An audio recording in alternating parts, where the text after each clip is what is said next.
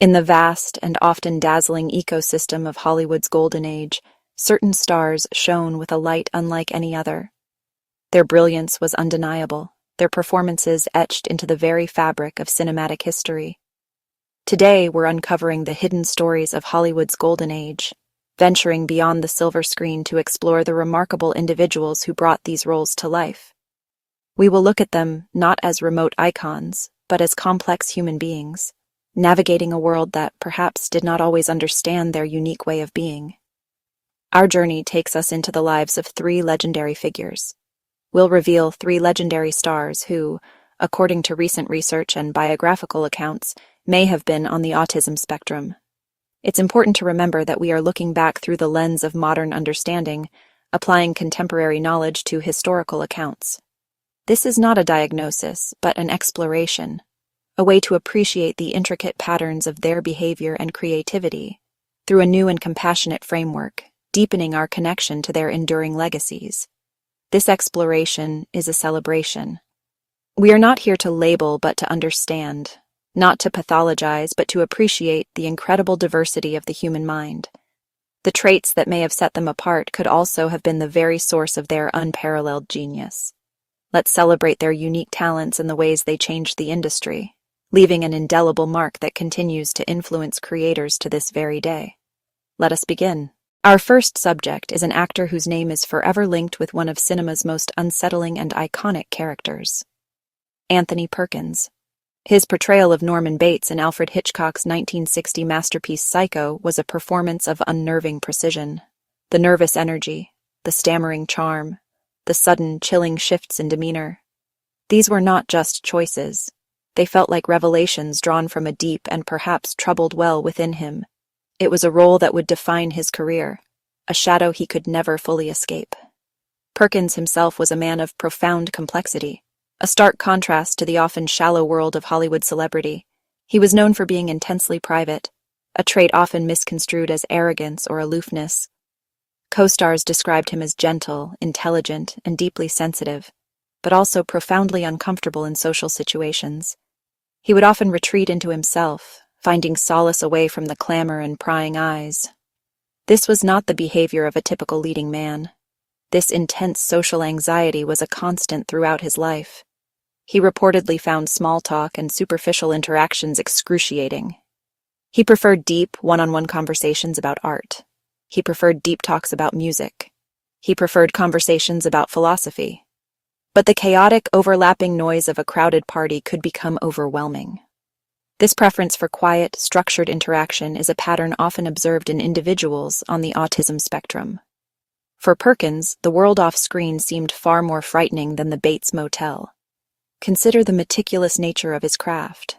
Colleagues noted his obsessive preparation for roles.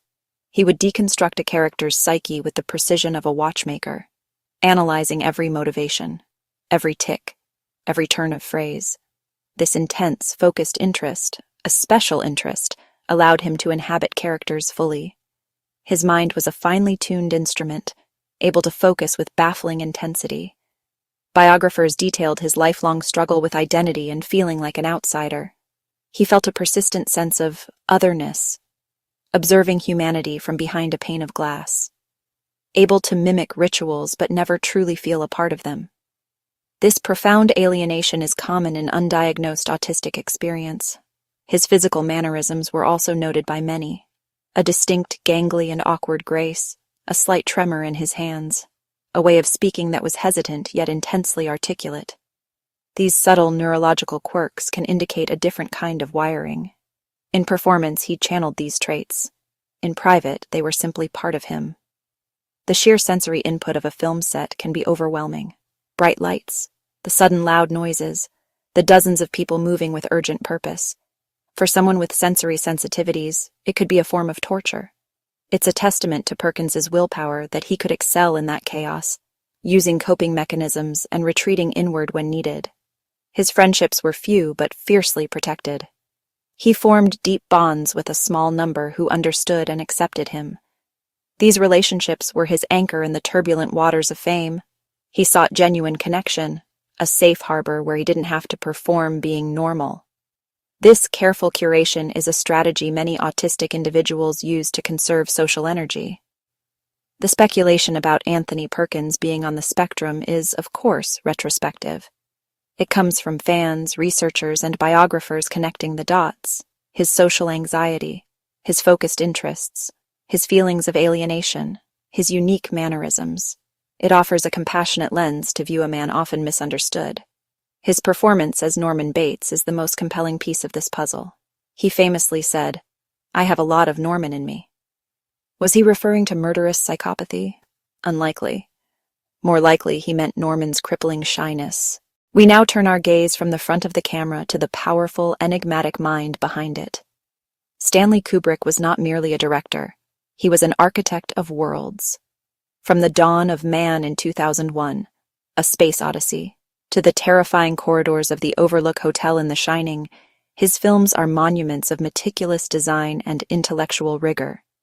He was a filmmaker who operated on a plane of existence entirely his own, a true cinematic auteur whose influence is immeasurable.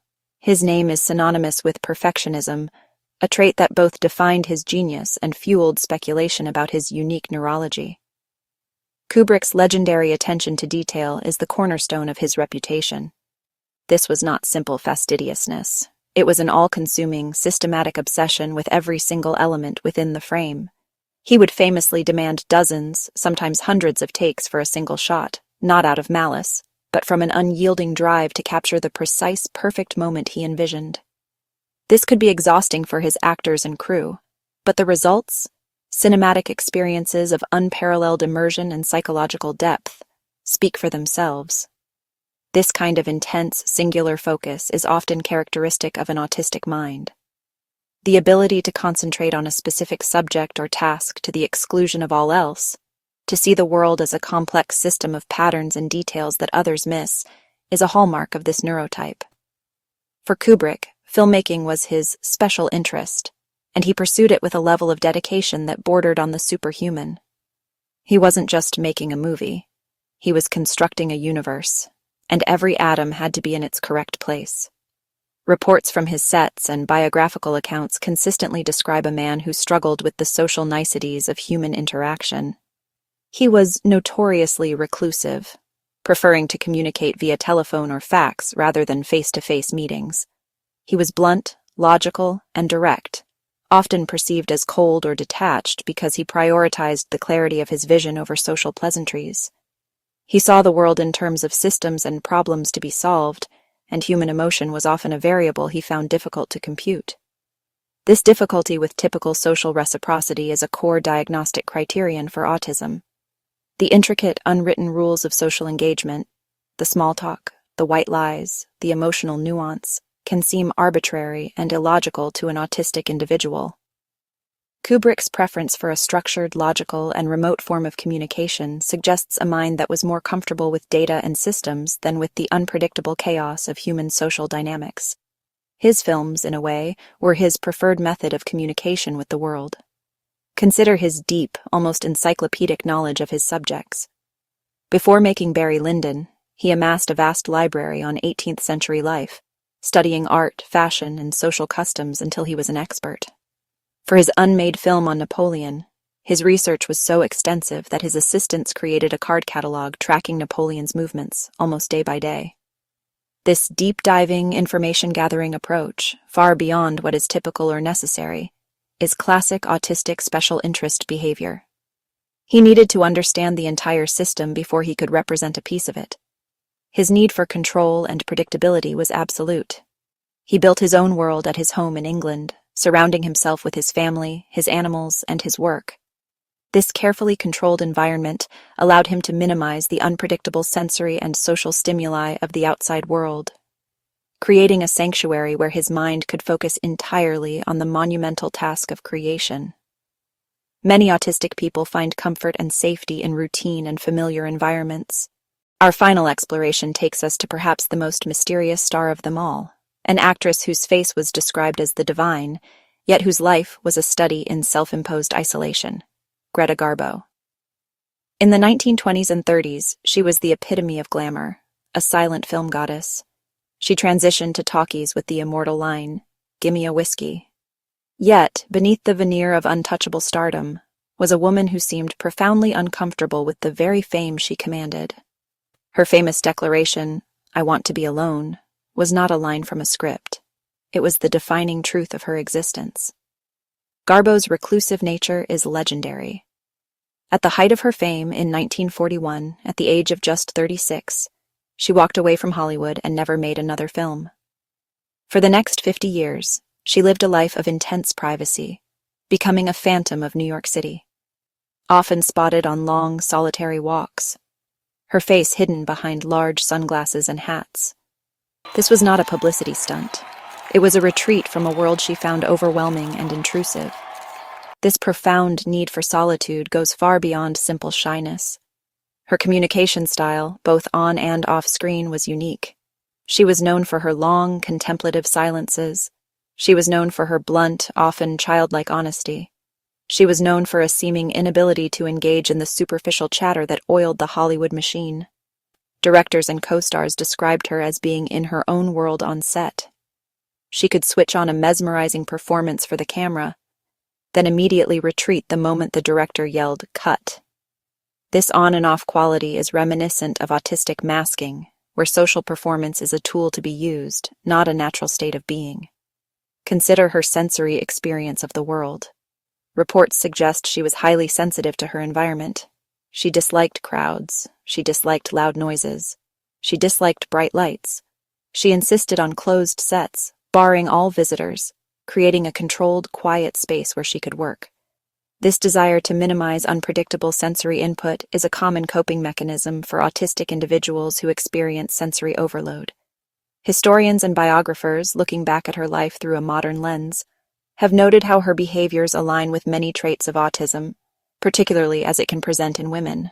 As we draw the curtains on our exploration, we are left with a profound sense of connection to these remarkable individuals. Anthony Perkins, Stanley Kubrick, Greta Garbo, each a titan in their own right, each navigating the world with a mind that may have perceived reality on a different frequency. Their stories, viewed through the compassionate lens of neurodiversity. Thanks for watching, and don't forget to subscribe for more untold Hollywood stories. Your curiosity helps us bring these hidden narratives into the light.